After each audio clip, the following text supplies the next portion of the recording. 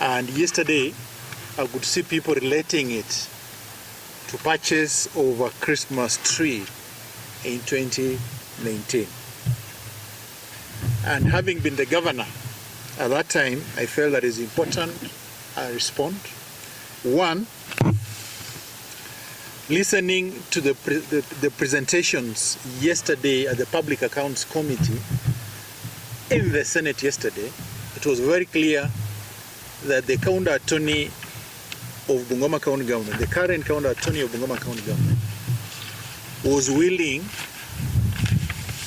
to correct the issues that had been said about connecting the 3.65 million Kenya shillings to the purchase of a Christmas tree in 2019.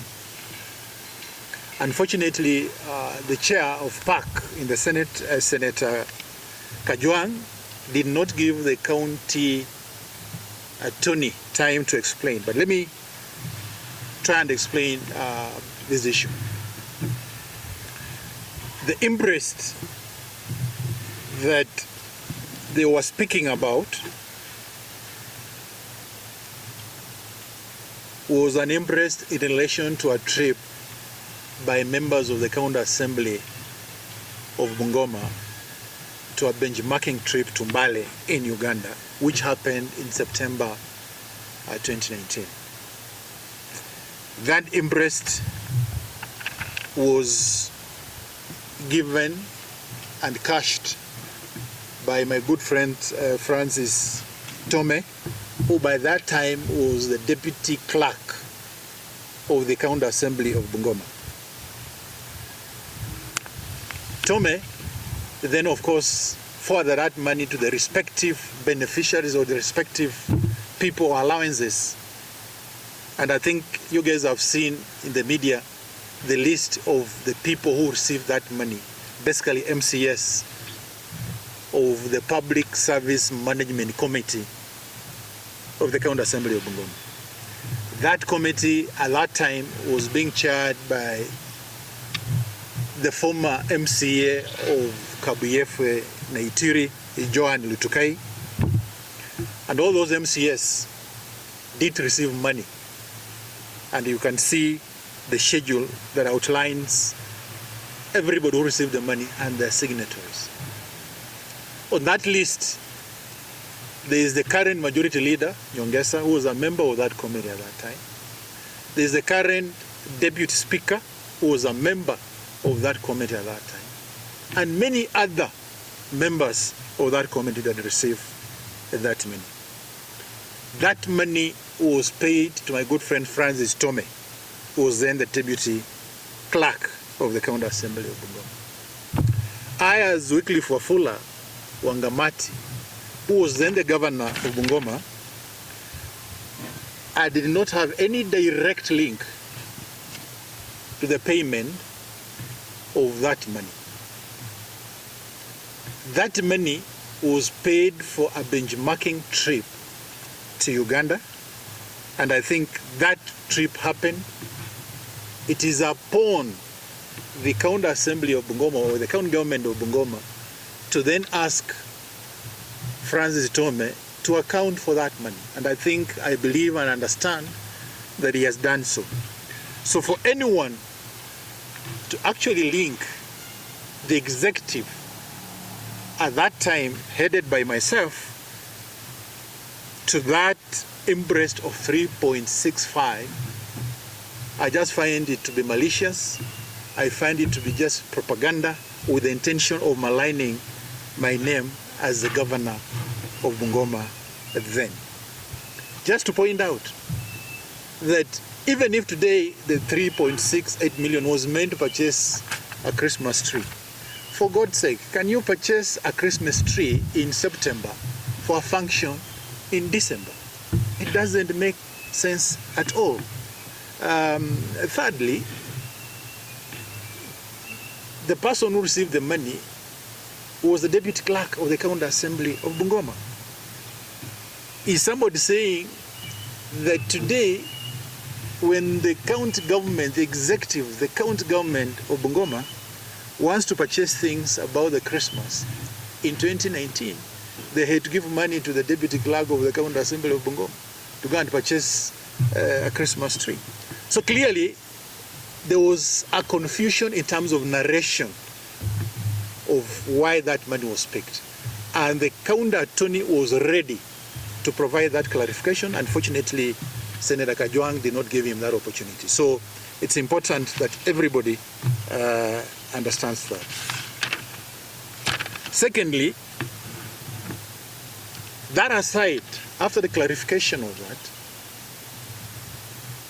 I just want to point out that yesterday when I looked at the whole thing and observed and saw, and even I've read on social media, listened to radio, listened to national TV, Citizen, and everyone else, I've just asked myself a question.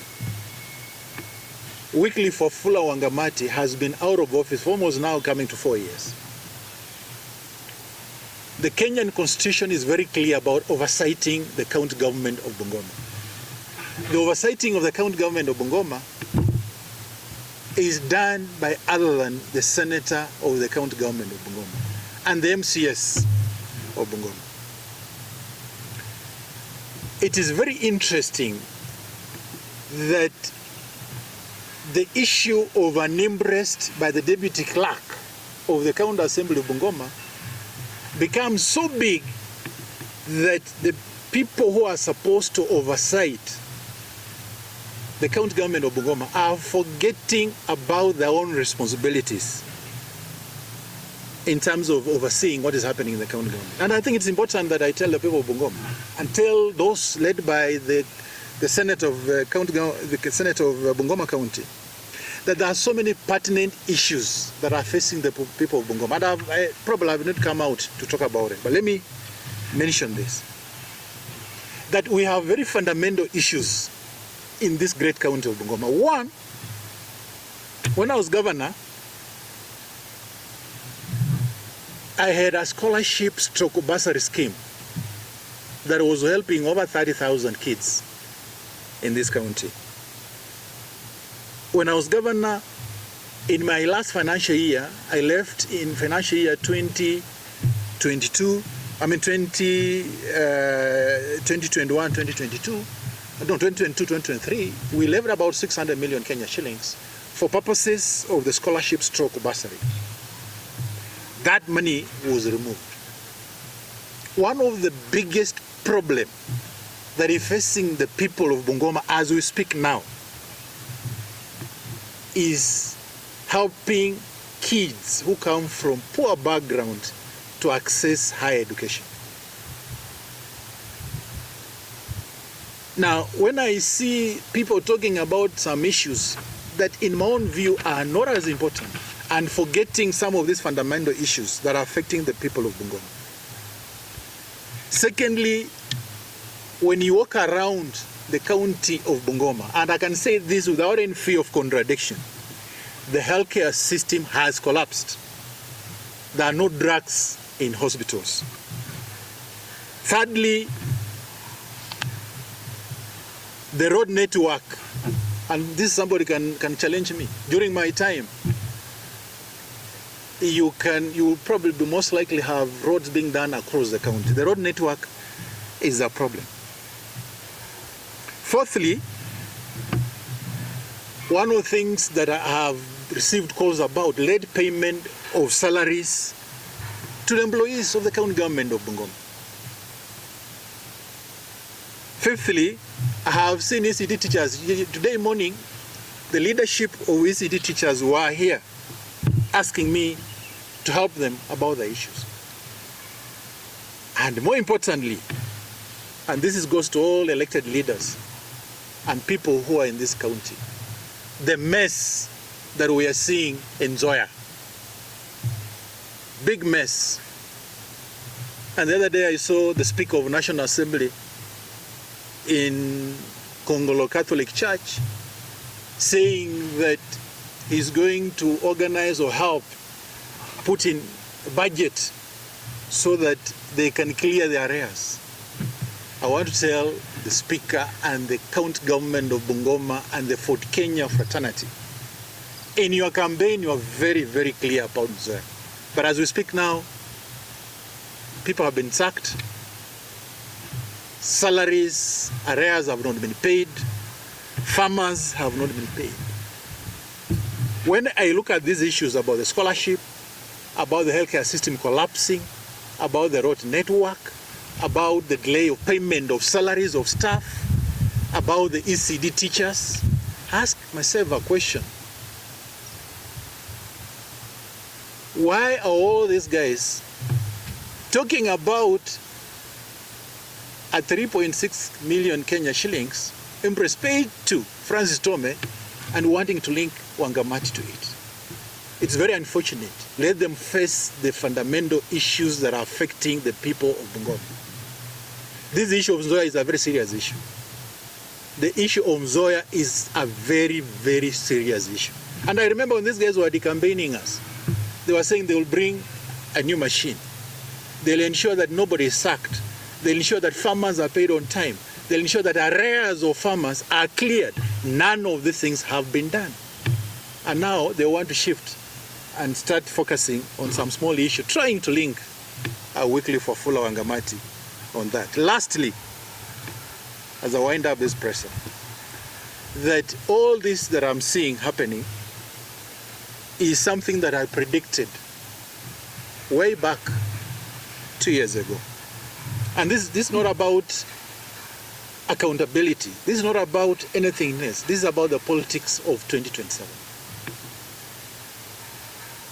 What they did to me first is that, if you guys remember, this issue is in court, and I'll not talk about it a lot. The first thing they did, they pulled down our family property in Kandoi. Thereafter, they instigated that I participated in demonstrations of Gen Z, and then got the president to degazette me from a fund. Thereafter, they came and pushed my issues, EACC. I got arrested, pushed to the courts, which I'm in the courts and I'll clear my name. Now they're coming up with the same issues, and which probably they want to take me to try and link me. The whole of these things is about the politics of 2027. And I want to tell the people of Bungoma that even if today you assume that Wycliffe Wangamati stole the 3.68 million Kenya shillings, let's assume that I stole the 3.68 million shillings. These guys have been in government 4 years. Let them tell us, what have they done with the money? They have probably had almost 40 billion Kenya shillings that they have received at the county government of Bungoma. Assume Wangamati stole 3.68 million shillings. During my time, 5 years, you can count serious development that happened in this county. I had a very clear scholarship program that I've taken over 30 kids to Ivy League universities across the world. I did a dual here that had never been done by the county government, and it changed the face of Bungoma. I opened up urbanization, set up municipalities, set up Bungoma, Kimilili, Chwele, and Webuye. Build the stadium, build a 300-bed hospital. When I came here as governor, mothers were sharing beds. 3 mothers were sharing a bed. A maternity wing that had been built way back in 1952. It's me who built that 300-bed hospital. So assume that Wangamati is this bad person and he stole the 3.68 million Kenya shillings. What have you done with the money that you have received that people cannot see? This is about the politics of 2027. And I want to tell the people of Bungoma, and I say this during the by-election in Chwele Kapchai, at no time when I was governor did the Ford Kenya team ever wanted us to do any development in this county. They took me to court. Whether it was building the dual road or not, they took me to court. Almost 60 times that I went to court. Lusaka has been governor for 4 years. I have not seen anyone to go to court very few times. I was taken to Senate maybe about 10 times. So I want to tell the people of Bungoma that this is not about Wycliffe Wangamati and accountability. This is about the politics of 2027 and trying to malign Wangamati so that he doesn't get to the ballot in 2027. But as I finish, I want to remind the people of Bungoma that, as I said when we were campaigning in Chwele Kapchai, if we want Bungoma to move forward, if we want development to happen, Ford Kenya must go. We must clear Ford Kenya the way Natembe cleared Ford Kenya in Trans Nzoia. For that development to happen, Wetangula must go. I heard him the other day speaking in a funeral saying that, he needs to be backed because he's the only one who is there. I want to tell him, we the people of Bungoma deserve better. We deserve better.